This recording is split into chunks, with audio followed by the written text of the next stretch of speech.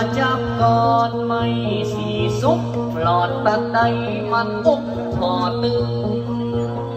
บ่หา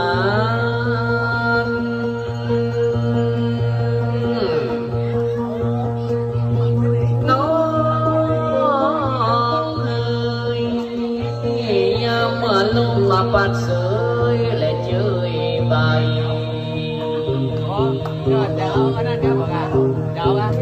อย่าไปทำใจกายเข้ามานั่งลองจะเชิญเข้ามาท่านผู้นี้เกี่ยวข้องเจ้าพี่นายน้องฟังสอนบาดนี้ถึงเวลาแล้วหนอเชิญมาฟังสอนอินสารเบาคืน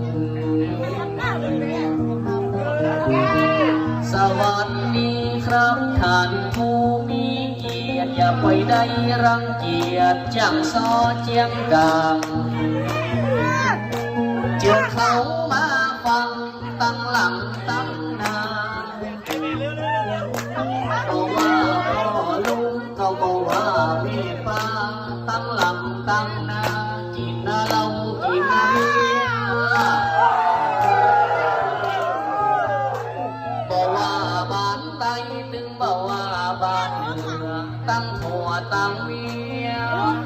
ว่าดีขอสวัสดีเวลาเรา